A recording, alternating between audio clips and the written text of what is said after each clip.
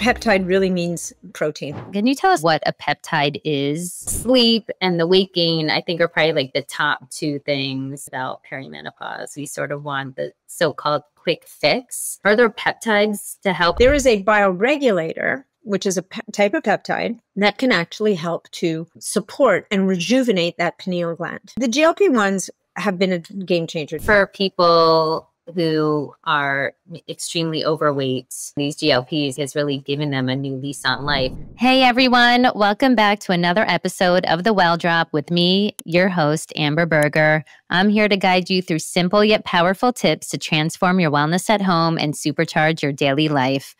Today, we're exploring some fascinating topics that are at the forefront of personal health optimization. We're talking about peptides, and nothing is off limits, including the often controversial peptide Ozempic, especially tailored for women's health. To help us unpack these topics, we're joined by Natalie Needham, a certified holistic nutritionist and longevity educator with a wealth of knowledge on functional medicine and innovative health treatments. Natalie will shed light on how peptides can be game changers in enhancing bodily functions from recovery to rejuvenation, and she'll explain the growing trend of microdosing Ozempic, a method that's sparking interest for its potential benefits in weight management and metabolic health.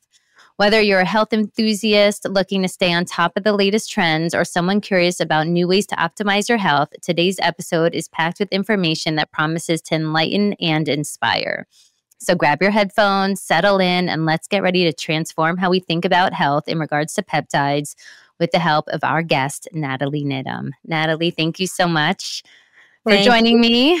Thank you for that introduction, Amber. It didn't even make me squirm much. So good. I seriously hate hearing introductions about myself. So you're very welcome. It's hard to hear about yourself, but I've been anxiously, me and the listeners and our followers, to talk about peptides. I think we hear the term so much out there, and especially, at least for speaking for myself, so much is always like referred to when guys are taking it. And I think the female body is so different. So I'm always very conservative when it comes to something that's new. And there is a lot of data out there and studies, but I don't know sometimes if they're related to a woman's body or not. But just to start off kind of like with the basics, can you tell us like what a peptide is and how that could be significant in regards to women's health? A great question. It's a good place to start. So the word peptide really means protein. It means a small protein, right? So proteins rule our body. We are made up of protein. Our hormones are proteins. Our enzymes are proteins. Nothing happens without proteins. And all protein really means is that it's a chain of amino acids, right? So amino acids are the building blocks of protein. When we eat food, our bodies are after those amino acids so that it can use them, assemble them, do whatever it needs to do with them so that it can do the work for us that needs to be done. So peptides, by definition, typically are designated as 50 amino acids or fewer in length. Right? So they're pretty small. The peptides and people have probably heard about collagen peptides. You might be drinking your collagen peptides every morning.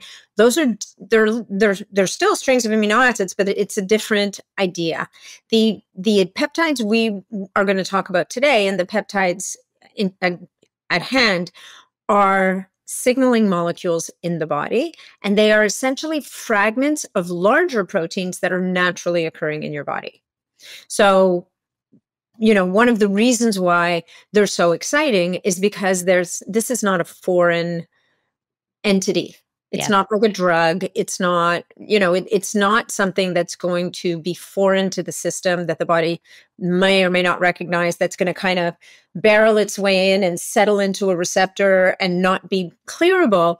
If anything, it's going to find its receptor that is pre-existing in the body and initiate a cellular cascade of benefits. Right. So that, kind of in a nutshell is what peptides are. Hey, we're taking a quick pause to talk about something crucial, your sleep. Did you know that you spend 1/3 of your life in bed? That's a lot of time, so it makes sense that the quality of your mattress can dramatically enhance the quality of your rest. That's why I want to introduce you to my personal favorite, Avocado Mattress. It's your first step towards sleeping like a baby every night. Why avocado? Well, here's 3 reasons this mattress is more than just a bed. It's a transformation of your bedroom into a sanctuary of sleep. Number 1, it's natural and non-toxic. If your bed came in a box and was not organic, this is for you. Avocado mattresses are made from organic materials like natural latex, wool, and certified organic cotton. This means no off-gassing of harmful chemicals, so you breathe clean air all night long. Number 2, it's unmatched for comfort and support. With its advanced ergonomic design, an avocado mattress provides the perfect balance of comfort and support. It contours to your body, relieves pressure points, and helps align your spine. Say goodbye to tossing and turning and wake up feeling refreshed and pain-free. Number 3, an organic mattress can dramatically improve your health by reducing exposure to toxins and allergens while supporting your body's natural sleep. So if sleep has been an issue, right now is a perfect time to transform your bedroom into a sanctuary where every night is a rejuvenation session. Visit Avocado Mattress. There's a link in the show notes to see why switching your mattress could be the best decision you make for your sleep and your health. Don't wait to make sleep a priority. Your body and mind will thank you. I think that's a really easy way to think about it and helpful. I like the concept because it is a molecule that your body recognizes. So then it'll respond in a more positive manner versus it being something they don't recognize. So then your body might create some inflammatory response or think of it as an invader and kind of go on and attack it. Now, when it comes to, I guess, women's health, are there specific peptides that you have seen in your experience, better than others in terms of like different results? Like, can you give us maybe like your top 3 peptides that you find that you've had the most success with? Yeah. So one thing I wanted to say is even fragments of proteins that are naturally occurring in the body can sometimes annoy the immune system. It is not unheard of, certainly with certain specific peptides, that people might, especially people with histamine issues, might have a negative response to them. Yeah. So I'm very sensitive. Yeah. And so the ones that I see that are the most often problematic might be the growth hormone secretagogues, which I'll define what those are. Or there's another peptide called thymosin beta 4, yes, I've heard, which is a thymus peptide. And thymosin beta 4 is really interesting because it's 43 amino acids. So it's fairly large by the scale of peptides. And I think it has like 7 different docking sites. And one of those, which are essentially fragments of peptides. So think of it as having like 7 arms, right? It's got 7 protrusions that can dock with a receptor to initiate that cellular response. One of those fragments actually can destabilize mast cells. Oh. Now, it's interesting. You would be sitting there going, well, why would I have such a thing in my body? And that's because there are times physiologically that we need mast cells to be destabilized, like when we're healing or whatever the case may be. But we don't want to necessarily introduce this. So for example, if I use thymosin beta 4, I get a big giant welt at the site, and it's not a good idea for me to do that because we both know that, the one system in your body you don't want to irritate is your immune system. Yeah. Ever. We need to be on the same side together, arm in arm, shoulder to shoulder, doing the thing together. So I wanted to say that because one of the big myths out there around peptides is that, peptides, they're so safe. They're natural to the body. They're fine. You're going to be fine. And the reason why people say that is because unlike drugs that will come in and to do their work, they might block a pathway or they might over-amplify a pathway. And very often they force their way into that. And what that does is it can get rid of the feedback loops that are naturally built into the body for safety. So they can sometimes shut those down or overcome them. And that's where sometimes we see side effects or we see problems or, there's toxic issues or whatever the case may be. With the peptides, typically you don't see that because all those systems are still online. Right. So I mentioned the growth hormone secretagogues a minute ago. And that's, there's a really big word in there, secretagogue. That only really just means that it stimulates the body to secrete something, in this case, growth hormone. So we know that as we age, both as we age, or if we're very stressed, or we're not sleeping, or under any number of circumstances, our production of growth hormone goes down. Mm-hmm. And certainly as we age, it naturally goes down anyway. And there's good reason for that, right? There's people out there that would say, there's a reason why someone in their 80s doesn't have as much growth hormone as a person in their 20s. Part of that reason may be because by the time we're 80, from an evolutionary perspective, the body recognizes there's a lot more damaged cells in the body. And so we don't want as much anabolic stuff floating around, encouraging those cells to grow. So having said that, if you don't have growth hormone, it's very hard to recover. It's very hard to heal. It's harder to build muscle. Like, it's harder to do a lot of stuff. So growth hormone in particular it's a Cinderella hormone, or maybe Snow White. Who was it? Not too hot, not too cold. Sleeping Beauty. Whoever it was. I'm not up on my, I forget. But it's a sweet spot hormone, right? We want enough that our bodies can be resilient, but we don't want so much that it's going to push us the wrong way. And we've all heard of Olympic athletes, for example, that did growth hormone therapy, where they develop like that, the protruding foreheads, they get all these crazy physiological problems, enlarged hearts. You can die from these things, right? So it's an interesting point that you bring up. Like, when it comes to any of these things that you're adding to your regimen, like, I always believe in really testing. Like, is there a way, so say if you're interested in this growth hormone one, to test your growth hormone to know where you're at, to then if you added the peptide and then you test it again to understand that you're at the right level? Like, because sometimes it just feels like this like abyss that people are adding. NAD is obviously really big. And so to know, like, what is the right amount? Like, how is somebody supposed to think about that? Yeah, so that's a really good question. And the growth hormone is notoriously difficult to measure because growth hormone doesn't exist as a straight line in our bodies. Growth hormone exists in pulses, and flows. Right? So it comes and goes and comes and goes. So I think the day that we'll really be able to measure growth hormone in people is the day that somebody develops a continuous growth hormone monitor. Just like we have a continuous glucose monitor, you might have a continuous growth hormone monitor. And to be honest, I'll bet you technically they could do it, but it's not as necessary, right? There's not a huge amount of will. We're not there yet. There's not a huge need. So the best proxy that people have for measuring growth hormone is something called IGF-1, right? Yep. Which is produced by the liver in response to growth hormone. And so very often your doctor might look at your IGF-1 levels and say, they're kind of low, and there's different values for different ages. Right. From different age groups.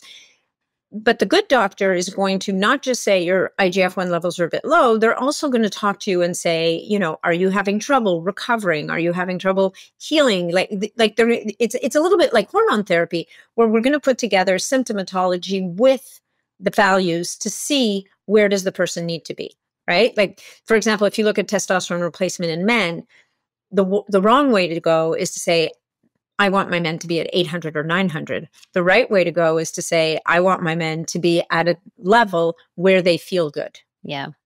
Right? Because I actually find a lot of my friends are being prescribed testosterone actually lately. And I'll ask them, have you checked your testosterone? How are your numbers? And they'll say, no.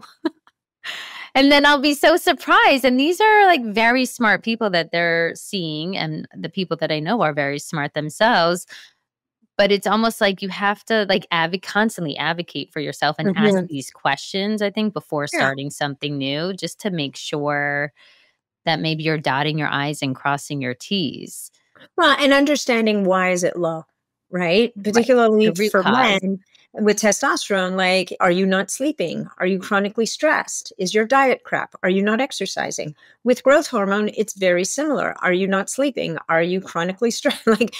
All the body's. So, which isn't to say that and I'm going to give a giant caveat to a lot of what we're talking about in a second, but it's not to say that having a little extra encouragement for growth hormone doesn't do good for people sometimes, but it's not the kind of thing you want to take lightly. It's not the kind of thing you want to do without some kind of oversight with a medical advisor. Right. And it's not the kind of thing that you want to do all the time. Right? Yeah. Just don't go in blindly, maybe just get that little extra education. I mean, a big thing that's been talked about I live in Miami is NAD. So is NAD a peptide as well? Or what is NAD? Well, and NADs, like, so NAD is, I guess it's a peptide. I mean, I would think so, but it's a molecule that's critical in the cell for producing energy. The interesting thing about NAD is it's awfully big. And so it can't, if you introduce the NAD molecule into the body, it's not going to get into the cell. Nobody really gets what NAD is doing when we introduce it. If you take a supplement, it's usually NAD precursors. Right. So what we're doing is we're providing the body with the building blocks of making NAD, relying on the cell to kind of take those up. And we're relying on the wisdom of the body to create NAD from those precursors. Now, we can't deny that there are people feel effects from whether they're doing an NAD IV or they're doing NAD subcutaneously at much smaller doses. But there's not a huge amount of clarity on how those effects are happening, right? So I interviewed someone recently on my own podcast about this, and he said, the best that we can guess right now is it's somehow acting as a signaling molecule, because you're not supposed to have NAD in your blood. Your NAD is supposed to be in your cell. Right. So, so NAD is a little bit of a, it's an interesting topic. It's not my zone of genius, as it were, but I will do NAD IVs once a year typically, and I use NAD support in between, right. Right. So I take NAD supplement, but and it's possible also that there are people who need that NAD more than someone who's more optimized. Yeah. Everyone's a little different. Everybody's a little different. I mean, we know NAD is really good for overcoming addictions, for example. Like there's use case scenarios where it's proven to be very, very helpful. We as a society tend to think that if it's good for one thing, then it's going to be good for everything else. And if a little bit of good, then a lot is better. Sometimes that's the American way. We can't help ourselves. Exactly. Literally. And so I feel like we would do better to be a bit more nuanced. So anyway, to get back to our friends, the peptides we're talking about today. Yeah. The ones so thymosin beta-4 that I mentioned earlier, there's also another thymus peptide called thymosin alpha-1. And thymosin alpha-1 is a really powerful peptide to support the innate immune system. And it's actually an approved drug in 40 countries around the world. Oh. I believe that it just recently it's recently had an improvement in status in the US, whereby certain physicians and compounding pharmacies are allowed to make it again, which leads me to the caveat I was going to talk about a minute ago that I forgot about, that I really think we need to push out there. And that is that the FDA last fall issued new guidelines around peptides, pretty much reclassifying the vast majority of them as class 2 compounds, meaning that they're not sure that they're saying, we don't know if these things are safe. We don't want people using them. They're off limits. We don't want compounding pharmacies making them, the whole 9 yards, which is a bit tragic. It's actually a lot tragic because there are a lot of functional medicine providers that are working with peptides and helping people that cannot be helped by conventional medicine. So I think it's funny, I skimmed it quickly. There are now a few peptides that the FDA is backing down on. They've just put out a paper recently where there's a few peptides they're taking off that class 2 compound list. So I think they maybe will come back to a better middle ground. But what we can talk about today is some of the peptides that are available orally that you can get as an oral supplement. Yeah, I think that's really interesting because I think most people, when they think of peptides, they think of injections. And I get a lot of questions on, I don't feel comfortable. I don't want to do an injection. Do I need an injection? And I just realized, I've been researching VPC 157 for, its anti-inflammatory properties. And I just realized that you can take that in a pill form. So how is the efficacy of something that people may come across as a pill versus an injection? How should they think about that? Because they may in their mind assume that maybe it's not as efficacious, but yeah. So definitely the injection, like the subcutaneous injection, you'll get more bang for your buck. You'll use less and get bigger effect. Typically, it's typically the most efficacious way of administering a peptide. The challenge is that it's a massive barrier to entry. Like a lot of people don't want to be poking themselves with needles, which is completely understandable. And even though it's not like an intravenous thing or anything, it's a deal. It's very invasive, right?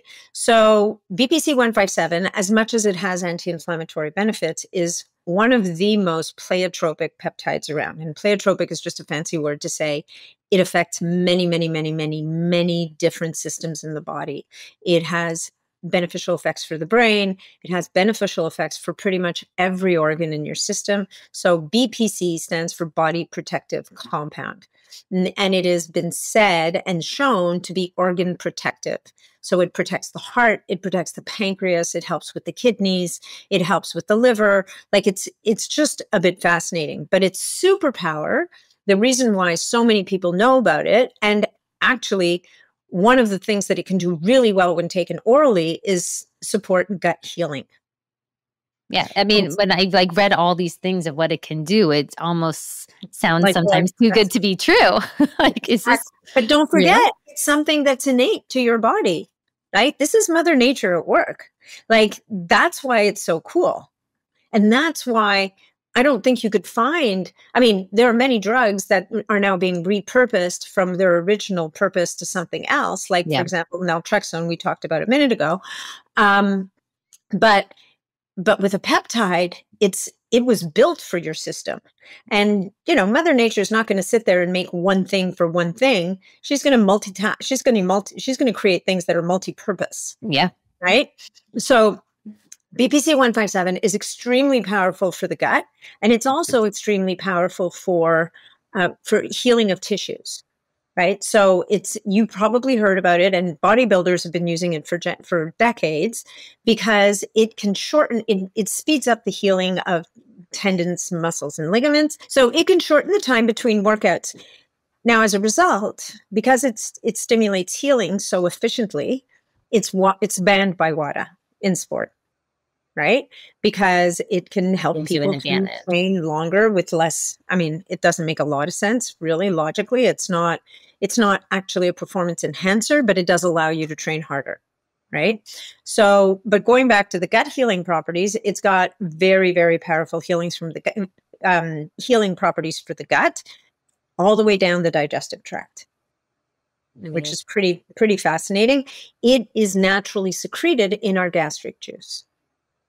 So that's why. Okay, so it is not. So that's why, and it gets a buy. Like, so most peptides, like TB4, if you took thymosin beta-4, that 43 amino acid, as a pill, it would get broken down and digested by your protein digesting enzymes. So what there are companies have done is they've isolated. Remember, I talked about those docking arms. So you've got one that's anti-fibrotic, you've got another one that's very anti-inflammatory, you've got another one that's exceptionally good for the heart. They've isolated those and they've put those into capsules. And it turns out that when you have a 3 to 4 amino acid chain, that is, certain 3 to 4 amino acid chains are actually not broken down in the gut. And so then they can be absorbed and move into the circulation. So interesting. I find on this podcast, we speak so much about perimenopause because I think menopause is definitely already covered. And perimenopause, the early symptoms kind of come on and you don't really know, or most people don't link it that, it might be perimenopause. They just think, my PMS symptoms are getting a little bit stronger. I'm a little bit moody. I'm tired. It's just life. And somehow I think your 40s in general just somehow they're amazing, but also a more stressful time, maybe due to the ages of people's kids goes from a transition of a more physical job to a more mental job. I always joke, like, I didn't know I needed to be like a PhD in therapy, like to be a mother. And I think that's when people start to open their mind to peptides and kind of come across them, because our natural American way is we sort of want the so-called quick fix. Yeah, we want the magic bullet for sure. People's sleep and the weight gain, I think, are probably like the top two things. And correct me if you feel that amongst the people that you work with that get interrupted at first. Are there peptides to help? I mean, we'll get to the weight gain, about that one a little bit, but more for sleep. Yeah, so that's a really good question. Here's the short answer. Peptides would not be my first stop when it comes to sleep, right? There's a lot more that needs to be addressed before you move to peptides for sleep. For starters, particularly as women's hormones are starting to tank and they're starting to, and they don't even, it's not even linear, right? They heave and hoe. Like you go up, you go down, like it's this crazy roller coaster, which is part of the reason why perimenopause is so mystifying. It's so poorly diagnosed. So many women end up on anxiolytics, like anti-anxiety meds. Oh, yeah. When that's actually not really what they need. It doesn't really help them that much. So maybe we need to look at, maybe this woman needs progesterone. Maybe she needs support in the second half of her cycle. Probably she needs support for her liver. Probably we now need to pay attention to the fact that she's been constipated her whole life and now it's really starting to show up, right? Yeah. Because if that pathway of elimination isn't activated, if it's not working, you've got hormones you took the time and trouble to process and get rid of, and now they're just sitting in the colon and they're getting reabsorbed into the system, and your body's going, what the hell? What are you doing here? We just kicked you out, right? Yeah. So we're increasing the burden. So I would say that for perimenopause, before I went to hormones, and even for sleep, before I went to peptides, I would look at hormones. I would look at, how is the liver doing? Are we drinking a lot of alcohol that maybe we need to reconsider our approach on, because that's overburdening a liver that's already doing more work? Are we supporting sleep habits? Are we treating ourselves like we did our babies if we had babies, which was when we have our babies, we have a sleep ritual. Yeah. Every night we take our baby for a walk, maybe we then give them a bath, we put them in their pajamas. We don't expose them to crazy cartoons and God forbid the news. We create an environment where they feel safe, where they feel quiet, where their little nervous systems are going to start regulating. If they're really timing, we might swaddle them, like whatever the case may be, so that we allow them to get to that place where they eventually drift off to sleep. Now, some of us are luckier than others. Some babies don't want any of this, but as adults, we need to create a ritual for ourselves at bedtime that might be an hour or 2 hours before bedtime that allows our body to downregulate and move into that place, right? I'm loving that you're saying that, because I literally had this conversation with a client yesterday about sleep, and we were talking about peptides. Actually, I don't know if I'm even saying this peptide's correct. Sermorelin. I don't know. Yeah, it's a growth hormone secret. It's a type of sort of growth hormone secret. So she was saying, I was, told to do this. I don't want to take these injections. Like, what is it? So, and I was like, okay, your issue with sleep. And so we were talking about the bedroom and setup. Where do you charge your phone? When do you turn off put your phone on airplane mode and don't look at any more technology? I was like, for me, it's 8 o'clock. And then at the latest, it's 9. She's like, oh, that's what I do for my daughter. I go, well, you need to do the same thing for yourself. I go, do it the same time then as your kids. If that's like the shutdown time for the kids, we have to forget that we need to almost parent ourselves again. 100%. At a certain point to start to trigger it. And I think a lot of time, I talk about rituals all the time. I think that's really what helps to keep you sane once it can be a lot of work at first to feel like, you're shifting those habits and it's like a fight. Mm-hmm. But once you kind of get in flow with it, it's really crucial and you almost crave it and want it, but it helps your sanity because you're going to get that sleep at night. Then you're going to have that energy in the morning. And when those things are interrupted, you feel like you can't keep going as you want to go, or you're going to over caffeinate or whatever. You're going to feel like you're dragging through the mud. So I love that you said that, because I think as adults, we need to remind ourselves that we need to parent ourselves at, a later stage in life. Well, and taking that, so circadian regulation is massively important, right? So seeing the sun first thing in the morning when we wake up. No sunglasses in the morning. Right? No, put sunglasses away. So basic. Sunglasses for blue blockers, because if you must look at a screen in the couple of hours leading up to bedtime, we want to kind of cut down on that artificial blue light that's sending a message to our brain that it's time to wake up so that we can start to wind down. So all of those things are really important. Now, having said that, there is a peptide that is actually out of a category called bioregulator peptides. So these are like tiny, tiny peptides. These are 2 to 4 amino acid chains. And there is a peptide that specifically influences the pineal gland. Now, your pineal gland is a tiny pine-shaped gland in the middle of your brain that actually regulates circadian rhythm. It actually regulates melatonin production. It is your master endocrine regulator. It influences your immune system. It influences the length of your telomeres. Like, it is, for something that is like the size of less than my fingernail, it's pretty freaking powerful. There is a bioregulator, which is a type of peptide that can actually help to support and rejuvenate that pineal gland. Now, it just so happens that the synthetic form of this bioregulator, called epitalon, sadly landed on that FDA list last November. Okay. Right? You can, however, still take it as a nutritional supplement in an oral form, in its natural form, which is endolutin. And endolutin, you can buy it. There's a company in the UK, and they're actually just in the process of setting up distribution in this US, for the US, in Florida, actually. Oh, great. And they sell, and what they've done is they've gotten rid of all the crazy Russian names, and you will find a box that says Nature's Malvers on it, and it says pineal peptide or pineal amino acid complex, something like that. And you can take it as an oral supplement. And you would take it, if you had dysregulated sleep, you might take 2 capsules a day for 30 days. And then, while doing all the things you were talking about, right? So allowing your body to, don't fight it. Don't sit there and go, but I've got to be on my phone, doom scrolling until midnight and doing all the things. So you kind of do all the lifestyle practices. You take this, and this will help to restore your natural circadian rhythm. I love that. Yeah, I think that's great advice. Yeah. And so, if we go back to the growth hormone secretagogues, definitely growth hormone secretagogues, people observe that when they use growth hormone secretagogues, they get better deep sleep because your body produces growth hormone at night. So we typically would use them at night before bed. Right. You have to make sure that you haven't had anything to eat beforehand, because if your insulin is high, your growth hormone naturally is blocked. That's how your body has checks and balances, right?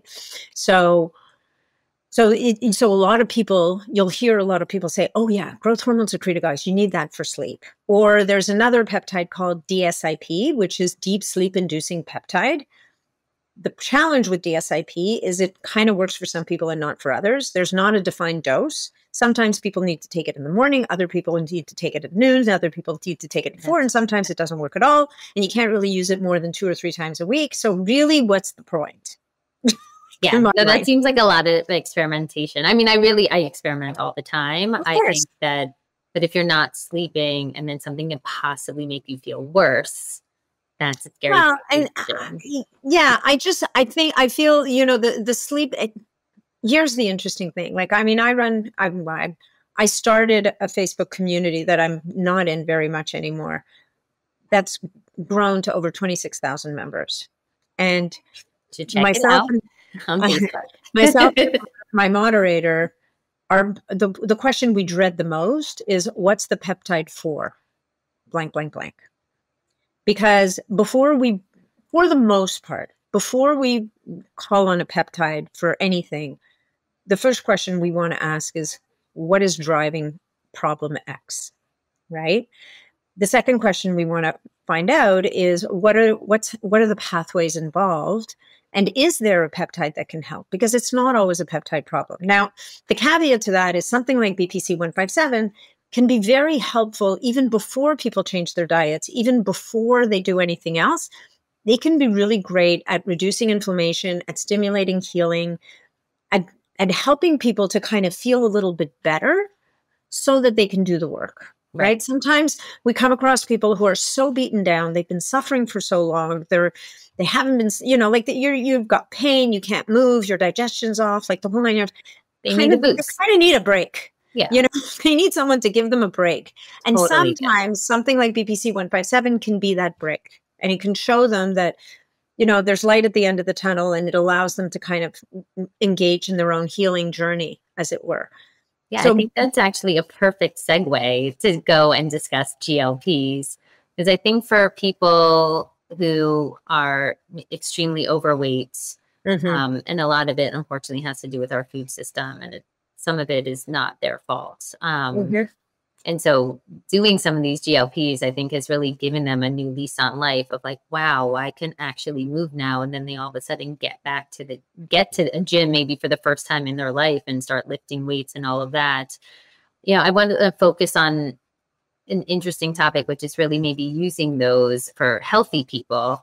And I think especially in midlife, some women, because when your hormones are out of balance, they start getting the estrogen belly or the cortisol belly, and they wake up and it comes on out of nowhere and like, oh my God, what is that? And I've seen a lot of my clients take it maybe even just for a month, and it sort of resets their metabolism.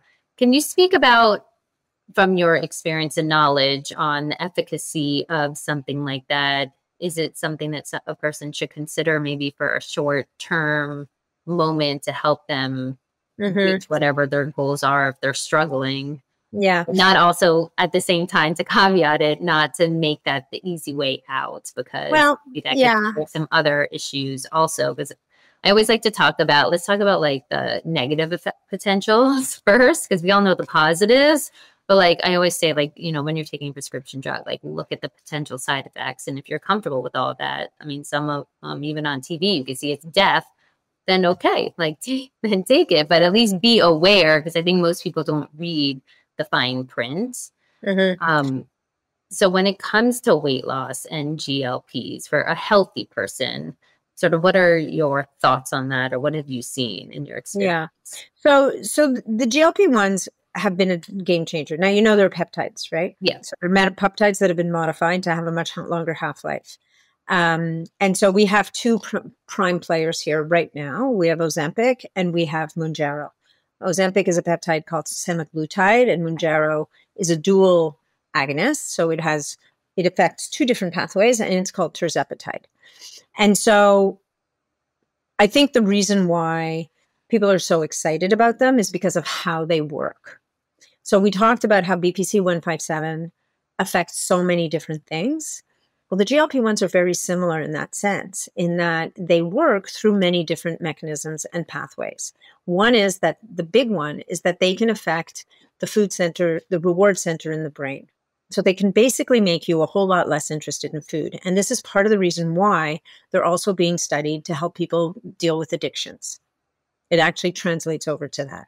So interesting. And not just food addiction, but like alcohol addiction or smoking addiction, that kind of thing. Craving center. 100%. So a lot of people, when they're using a GLP-1 agonist, will say that food noise is down, right? So they're not always thinking about food. They're not always thinking about what am I going to eat tomorrow, or what am I going to eat in an hour, or what am I going to eat for lunch when they're eating dinner the night before, or whatever the case may be. So that's number one. The second thing, which is both good and bad because it can be problematic, is that they slow gastric emptying. So that means that, your stomach is going to sit there and you're going to be putting food into it, and it's going to take a lot longer for that food to come out. And the net result of that is that you're going to get fuller faster. Now, here's the thing. Number one, in certain people that are more susceptible, this can cause heartburn. It can also cause heartburn because if you're not making your digestive enzymes properly and the food's just sitting there and fermenting, it's going to bubble and it's going to come back up, right? And then number three is some people have this fascinating ability to overcome the fact that they're not hungry and just keep eating. They break through. And it's a thing, right? Wow. So you have to be willing, when you're using your GLP-1 agonist, to say that when I stop feeling hungry, I'm going to stop eating. And that is a process that a lot of us have lost touch with. A lot of us have gotten into the habit of just eating until we can't eat anymore. Yeah. So there's a rule, and you've been to India, so you probably know this. It's out of Ayurveda, actually. We never eat till we're full. We don't eat to a 10. We stop at 8. Maybe we even stop at 7. Yeah. And we pause. And because sometimes by the time you've waited 20 minutes, your brain has caught up with what's going on in your gut, and you realize that, oh, actually I'm full. So the slowing of gastric emptying, the feeling full faster, is all something it's a mechanism of action. One of the things I recommend people do very often is to take digestive enzymes to at least help that food to get broken down so that it's not just sitting there for too much time. The downside also of the slowed gastric motility is that for people who are prone to constipation, and this is definitely more of an issue with semaglutide than with tirzepatide, is it can actually exacerbate constipation. Ooh. And that's a big one, right? So you have to be very vigilant about that, because if taking semaglutide or Ozempic means that you now have a bowel movement once a week, you have a problem. It needs to be addressed. Right. Also, I mean, if you're not going to the bathroom every day, you're not eliminating. And so your body is not detoxifying. And so Yeah. that buildup is All the going things. right back into your body. Yeah. And then, it's kind of like the domino effect. So while you may have taken one thing, but it's doing something else and is creating a different problem. And I think some people have had that. I mean, we've heard of other pancreatitis and things that can happen. Yeah, we'll get to that. Where the beginning is. It's like getting to the root cause, and maybe it could have happened because your body wasn't, releasing, and so it was going back in. And everyone's different. That's also the hardest thing. I think everyone can respond differently. The way you respond versus me versus someone else, we can do the same exact regimen and have 3 different responses. So it's hard to really know what it's going to be. Then how did actually the microdosing of it come about? That seems wait. We have a lot. We have a couple more steps. We could step back. We need to step back for a second, because so we talked about affecting the reward center in the brain. We talked about slowing gastric emptying. We talked about slower gastric motility. The other thing that the other mechanism by which it works is that it improves insulin sensitivity. Right, which is great. Which is really great, right? And that is probably one of the most important mechanisms that is most exciting to people, right? Because if you don't have sugar circulating around in the system, it doesn't get turned into triglycerides, and you have less inflammation, like the whole 9 yards. Yeah. It has anti-inflammatory effects. Also, that improved insulin sensitivity, and this is really important, also is very noticeable at skeletal muscle. And one of the things that people will have heard of is that you will lose muscle if you're using one of these GLP-1 agonists, right? And that will happen if you don't prioritize protein and if you don't exercise. So if you take a GLP-1 agonist, and a lot of people will notice, oh my God, I don't need to exercise. I can kind of eat donuts. I don't need to eat as many because I'm not as hungry, but I can eat donuts. I can sit on the couch. I can watch TV, and I will lose weight. They're like, win, win, win. My life is complete. The bad news is that your body's going to get rid of that muscle. And the problem with that, quite apart from the fact that you need muscle to age well, is that your muscle is your most important organ, metabolic organ. That's where all that glucose goes, right? So we need to preserve muscle. And to do that, we need to be eating enough protein. We need those digestive enzymes to make sure that we're breaking down the protein into amino acids so we can absorb them. And we need to exercise to convince the body we need this. Right. We need to burn off that other crap I don't need, that adipose tissue. That's the shit we don't want, right? The body, from an evolutionary perspective, sees the adipose tissue as insurance. It's insurance against famine. Yeah. So I think that's amazing for somebody who needs that boost and that boost of confidence and that lifestyle shift. I mean, I have a lot of friends where tell me their numbers completely changed. It's sort of like this opening for them. And it's such a beautiful thing, even though there's been so much drama behind it. I think that it has done a lot of good. Yeah. I think it gets a little bit tricky because it can be a quick fix. And everybody always wants for the crash dieters of the world, this is like music to their ears. And especially for women, it's interesting, as we get older, we become more insulin sensitive. Resistant. We get more insulin resistant. And that's why we need the muscle. The more muscle you have, the better it is for you. But if you don't do that lifestyle shift, then your body in time is going to give out on you. And and you're going to be dependent on these things for the long term. So before we go to the microdosing, you mentioned pancreatitis. There are a couple of black box warnings on GLP-1s. Pancreatitis is definitely one of them. So I would say that anybody with a history of pancreatitis should definitely not use GLP-1s. And also, if you're a drinker, this is your invitation to stop. Right? Be nice to your pancreas, because your pancreas is going to have to work extra hard. There are physicians that will have their patients use BPC 157 when they're using GLP-1, even a low dose, because it will help to protect the pancreas, right? Now, nevertheless, there are people who do not tolerate GLP-1s, and those symptoms are, if it could be pancreatitis, it could be gastritis, or it could be the the gastric paralysis, which apparently is much more prevalent in certain populations. So you want to talk to your doctor about whether this is right for you, because it's not universally right for everybody. There's no get out of jail free card here. There's also thyroid. So only been observed in rats is a higher risk of a very rare form of thyroid cancer. So out of an abundance of caution, anybody with a history of thyroid cancer is advised not to use GLP-1s. And I've recently spoken to a couple of physicians who believe that we may see thyroid cancer show up in humans down the road, particularly in people who use very high doses for a very extended period of time. So I'm going to back up now and say that what's most important about these is not to think of them as a quick fix. Yeah. It's to use the lowest dose possible that gives you any benefit. So I've had people call me and say, you know what, Nat, I only lost 4 pounds last month. This isn't working for me. I'm like, actually, I think it's working great. I think you don't want to release more than 1 pound a week, really. Sometimes people will release a lot of weight initially if they have a lot of weight to lose. If they need to, right. Exactly. But typically you want that weight loss to be slow and steady. You want to, because at the same time, you want to be doing all the things we were talking about. You want to be working on your diet, your sleep, your stress management, your exercise, your movement, you're getting outside.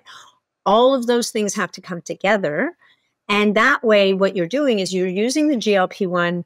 Think of it as training wheels on a bike that aren't quite touching the ground. Yeah. They're there to make sure you don't fall down. They're there to help you, but they're not there for you to just lean on. Yeah, right? I think that's great messaging. That really the number one to me is get your lifestyle habits together and get them changed in a little bit more of a positive direction that can help you with your choice. And if you need that added support and help, add that on top. But start with the lifestyle first, because who knows, maybe once you do that, you may not even need it. Right. But if you don't start there, you don't even know, because someone's like looking at it for sleep, but then all of a sudden they optimize their bedroom and their mattress and the light and the bedtime. Right. Maybe they'll start sleeping, but just like be curious to try that out. And then if you still need that support, of course, add it in, but at least you know your foundation is set and strong and guiding you in the right direction. You know, there's such another question actually I wanted to ask about. For someone who is curious about peptides, what are some certifications a person should look for? Because it feels a little bit like the Wild West for me. You know, I was at the gym actually this week, and somebody was wearing a tank top that said, "I sell peptides." Oh, God. And I literally stopped him. I said, "Oh, you sell peptides? So interesting. I love your shirt." And I was reading it, and I was like, "So what's your certification?" It's like, "Oh, I'm in finance." And I think that I just want to kind of put out there for people to be mindful. So if you do want guidance, is there, I don't know if there's a certain. So as a consumer, it's a little trickier. I mean, I have a membership community that you can find on my website called the BSP Community. And if people join as an annual member, they get access to a peptide crash course. We do live Q&As every week, like most weeks. So it's kind of like a very good support. It's a great supportive community. If you're a practitioner, you might look to A4M and do a peptide certification with them.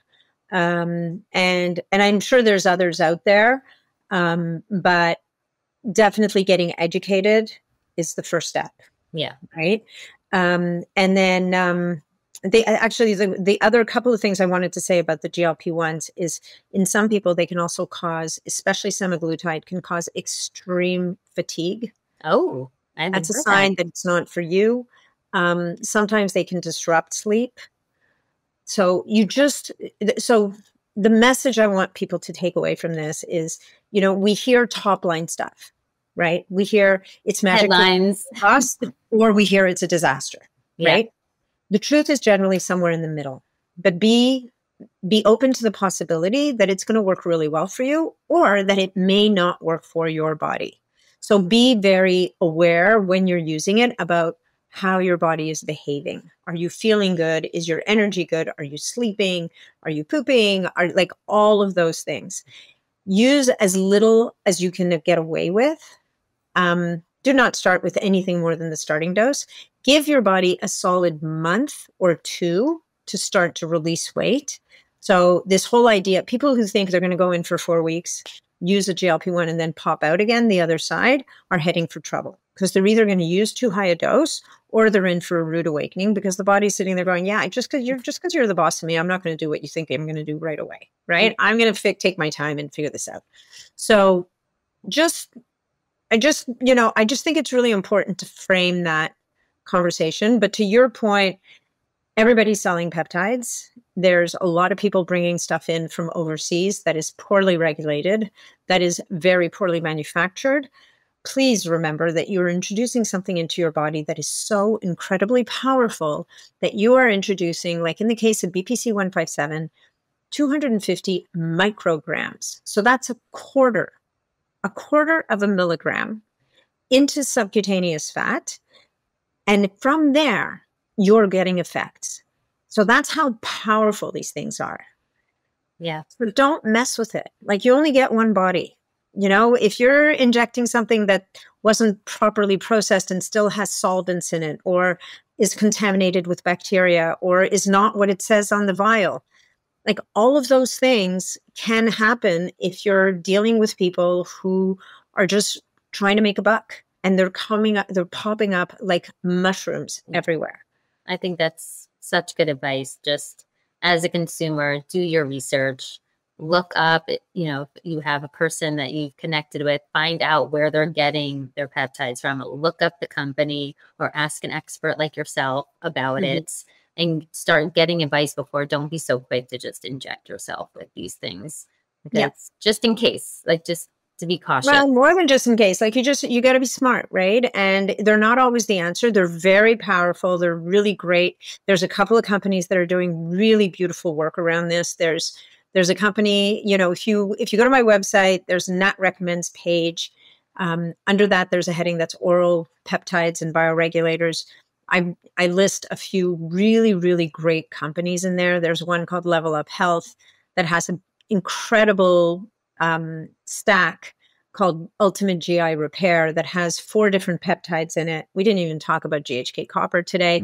You know, it has 4 different. You have to have me back. It has 4 different peptides, plus it has tributyrin, plus it has L-glutamine, plus all of the things you need for gut healing. Like I've seen people use that one product and make more headway on healing their gut in a month than they have in years of working with practitioners. Wow. Right? So now, it doesn't always work out that way, but I'm just saying it can, right? Yeah. And he's got oral BPC combined with PEA, which is a very powerful anti-inflammatory. Then we have a company called Healthgevity, who's also doing really great stuff with oral peptides. And then we've got a company like Integrative Peptides, which is Dr. Kent Holdorf. He's doing really crazy stuff with oral peptides. As a matter of fact, he's the one that's taking thymosin beta-4, chopping it up into its bits and providing it as an oral supplement. So, you know, there's some lots of exciting stuff out there. I mean, there's so much exciting stuff. There's a lot of stuff that makes it that you don't even have to inject, right? Yeah. The bioregulator peptides, there's resources for that in there. Like the injectable peptides are super, super exciting, but right now it's kind of murky out there, you know? So if you're going to use injectable peptides, definitely get guidance, definitely speak to an expert and someone who reliably can, you know, can ascertain where they're coming from. Are they safe? And you're in gray zones here, right? Yeah. Like you're kind of going out into poorly charted territory. There is some good research around, but there's not enough for a lot of conventional people to be comfortable. So, you know, if something happens, you could find yourself in an emergency room trying to explain what you happened. Yes, so I suggest for everyone to check out Natalie's website. We will have it in the show notes. Thank you so much. I'm going to close out. Actually, before I close out, I always ask Bjorn to answer the question, but you guys will fix it in editing. But what is one drop of wellness wisdom you'd like to leave with our listeners today? Oh, wow. One drop of wellness. Take care of your basics, right? Like always start with the basics. Always check in with yourself and make sure before you jump into the advanced strategies, make sure you've taken care of your foundations, because you never know what's going to fall into place. And trust your body. Listen to your body. Your body, the wisdom that is in your body is unequaled. Love that. Thank you so much. Thank you for tuning in today at The Well Drop.